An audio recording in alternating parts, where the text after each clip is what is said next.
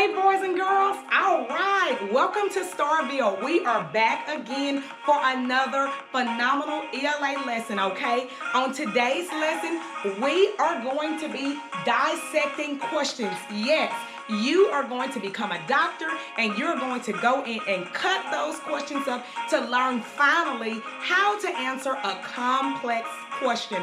Are you ready? Great, boys and girls. Time for ELA. All right, boys and girls. So once again, our main objective today is we're going to learn how to answer Part A and Part B questions from a cold read. Reading. Sometimes your teacher has to pull your tooth out in order to get you to read because you like the story, but when it comes to the question, you kind of almost feel defeated. So I'm going to teach you some super secret tips on how not to be defeated when you're reading and also how to feel confident in your reading, okay? All right, our reading terms for today. You need to know that a text is the story, okay? Say that with me. A text is a story. Text evidence is quotations or words from the text. You hear your teacher saying or me saying text evidence, that's what we're talking about, quotations back in the book. A cold read is a story you've never seen. Now, on the other side, a warm read may be a book you're reading in class that you're familiar with, so you're more receptive to answering those questions, okay? An excerpt, once again, is what they would say the passage. It's a small part of the story, okay? So let's go over those again. You have a text, which is a story. Text evidence, which is quotes or words from the text.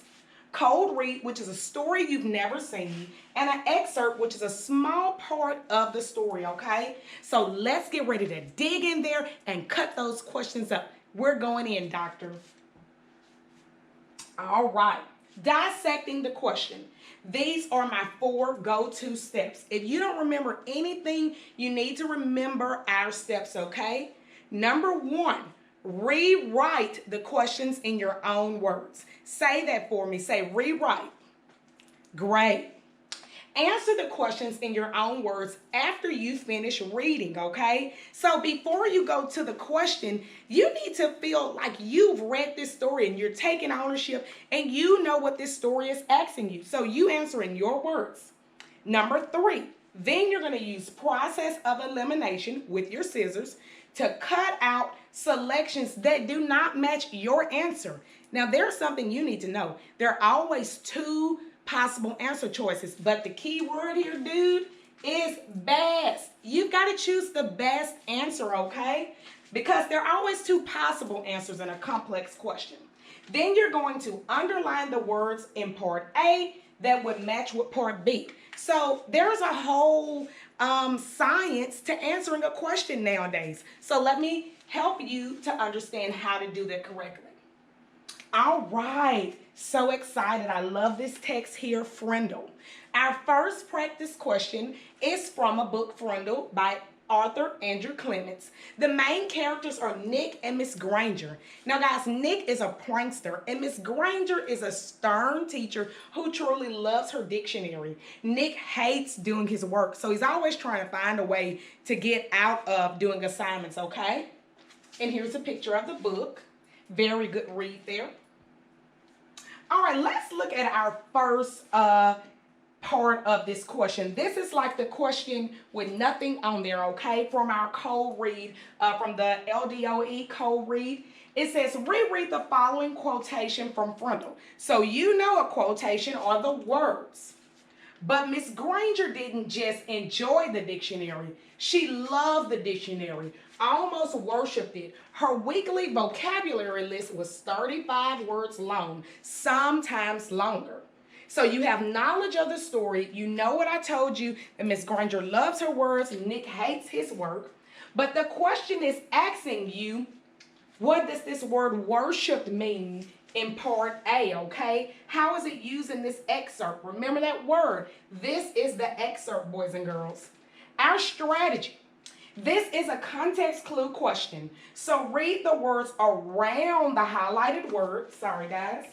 Read the words around the highlighted word to determine the meaning. That's what your strategy is. It's super fun. Okay, now remember, part A, part B, you're going to have different types of questions. You may have evidence-based response. You may have an informative question, author's purpose, but you'll get and learn how to do it through these steps here. All right, in number 1, it says, which statement best supports this word? Let's go through our steps. Number 1, rewrite. How is the word worship used in the sentence? Boom, flat out, write it in your own words. Worship, here's my answer, number 2, step 2. Worship is used to express how Miss Granger feels about the dictionary. The term worship means she feels very strong about the dictionary. It is very important to her and she loves it. So that's my answer before I pick any answer choices on part A or part B. Let's look through it. All right, so it says reread the following quotation. Now I'm going to look at my 2 possible answers. Remember I told you there's always a possible answer. Let's look here. A, it shows how much Miss Granger loves the vocabulary list. I would pick this because I see the word loves, and I know loves would be synonymous to worship, okay? It shows how important words are to Miss Granger. I'm going to pick this one as a possible choice because worship and important are synonymous to each other, okay? I'm not going to pick it shows how important homework is to Miss Granger. She's not really thinking about the homework assignment. She's thinking about words in general. It shows how much Miss Granger loves her students. Not really thinking about the students. She knows she wants them to learn, but she loves the words, okay? So therefore, we're going to take our scissors and we're going to cut it out. Cut it out. So we're in for surgery. We're down for 2 choices and we decide to go with this choice. Why? Because this says loves vocabulary lists. She doesn't just love vocabulary lists, boys and girls. She loves words in general, okay? It says she enjoys the dictionary. But this statement about the vocabulary list was just a way that she uses the dictionary. So therefore, both of them could have been correct, but this one is the better choice, okay? So again, let's look at here. Match my answer. My answer had said, let's go back to my answer. I said she thinks that the dictionary is very important to her on my own before I did anything. And look, I was able to match important words to that. So now we're going to get to part B. We're going to talk about part B really quick. So we talked about how important words. Now your step 3 is what? To find the part B that is matched to part A. Let's see how we can match part B to A. So if we put important words, which one of these words show important, okay? It says, what word in the quotation above best supports the meaning of the word in part A? You have enjoy, love, dictionary, vocabulary. So we know we're going to cut it out. For C, cut it out for D. Boys and girls, it can only be enjoy or love. But this is when you've got to put your super-duper Dr. Goggle glasses on, just like me, and you've got to go in and take a closer look in the text, boys and girls, and you're going to analyze, which means you're going to break it down, okay? Let me hear you say it. Break it down. Let's break down this and look. Would it be enjoy or would it be loved? Where's the word enjoy? Miss Granger didn't just enjoy the dictionary. So enjoy means that she likes it, it's okay. She almost worshiped it. She loved. We're going to go with the word loved because love has a stronger emotion than the word enjoy. So therefore, boom, our answer is B, loved. Loved has a stronger word than enjoy. And then when we look at it, we can match important words and love. They're matching together, okay? So let's just take a second and go back over our steps for our next story. It's going to be super fun, guys, okay? We see we're rewriting. We are answering our question. using process of elimination to match our answer to an answer in that question. And then part B is so simple. You're going to match that to that. So everybody's just match, match, match, match, match, match, match, match. We're just matching all around, okay? All right, boys and girls. So now let's go to one of my favorite stories of all time. Here's another practice question. We have our cold read Cinderella by Arthur Charles Perrault. Cinderella is treated mean by her stepsisters and stepmother. She has to do all of the work. And this is an excerpt from Common Lit, okay? All right, let's look at our question from Cinderella. Now, based off the story, everybody knows it, the myth doesn't change over the years. So just pretend that you've read the cold read with me, and let's look at this question here. At the beginning of the story, how is Cinderella treated differently than her stepsisters? Then your part B says, which phrase from the text best supports the answer to part A? So remember, a text is what? The story, the passage. You've got to know those words in order to be able to answer from those words, okay? All right, let's look at our answers here. Number one, rewrite. How does Cinderella's family treat her in the beginning? Number two, answer.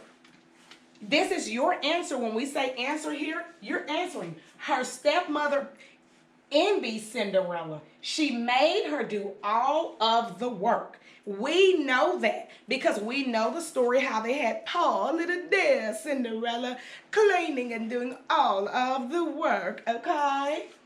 All right. And I'm just going to be honest, I have had my moments of being Cinderella because I'm the baby sister, okay? So let's make a text to self-connection there, all right? Have you had a moment where you felt like you were possibly Cinderella? You were doing all the work? Right, I know. Being the baby, sometimes it happens. Okay, text evidence that supports my answer. Before I even get there, she could not bear the good qualities of this pretty girl, and the less because they made her own daughters appear the more odious. She employed her in the meanest work of the house. So this piece of text evidence that I searched on my own supports that I feel they made her do all the work. I know that they were mean. I have the text evidence to prove it. So now let's move on and do some matching of part A and part B. Remember, match, match, match, match, match, match. All right. At the beginning of the story, how is Cinderella treated differently than her stepsisters? I know my answer. I said that they treated her mean. So I have two possible answer choices. Let's see why one of them is not correct. Cinderella is forced by her stepmother. Down here, Cinderella is forced by her stepmother. As the reader, boys and girls, I'm going to be honest, sometimes we get a little tired from reading a difficult passage and we don't read the rest of the sentence stem. So that's why you would probably pick this one. But if you read the rest, it says her stepmother forced her to wear a glass slipper. That's wrong, boys and girls. That's a no way Jose there. So we're going to pick A. Cinderella is forced by her stepmother to live in a smaller room and do harder work, okay? So that's why we picked that one there. All right, so now we need to find something in part B to support what we put, that she's doing all the harder work. All right? It says at the beginning of the story, how is Cinderella treated? We said she's doing all the harder work. We are going to match that over here to she employed her in the meanest work of the house for paragraph 2. And guys, this is so cool because guess what? We did all of the text evidence before we even answered the question because we were reading with a purpose, okay? So let's take just a second. Let's take just a second and celebrate what we've done so far before we get to our last question. Let's take a brain break and just get happy because you're reading, you're answering, and you're learning, and you remember the steps. You remember the steps. All right, boys and girls. Let's get back to our last question, practice question, and let's see if you can know where this is going. Not by the hair of my chinny chin chin. I'll huff and I'll puff and I'll blow your house down. You guessed it right. We're going to be looking at the Three Little Pigs excerpt. Okay, so I love this one. It says the Three Little Pigs. The author is Joseph Jacobs. This is another commonly question. The storyline tells the story of the wolf on his quest to conquer the third little pig who built his house of bricks. Because we know the other little pigs, he was able to get them, okay, but not this little pig. All right, so in the story, I should tell you, this little pig was scared, but that's a TWR. This little pig was scared, but, okay, because that changes direction, but he, out of his fears, had to think fast of a way to be able to escape this wolf several times through the story. Okay, it says, which of the following statements best captures the central themes in this story? The central themes, meaning that there's probably more than one, but which one of this statement is going to capture that? We know that this pig was determined, so let's go to our answer. We're going to answer in our own words, okay? What's the central idea? What's the main idea here? This text is a text-dependent question. The reader must have knowledge, so you must read the question. You must understand that the pig is constantly outsmarting the wolf. He uses his fears to think quick. Therefore, I'm going to come up with my own thing. Think fast even though you're afraid, okay? Or something like, don't let fear stop you from persevering, okay? So now that I have that information, let's move it on. We see our answer choice is B.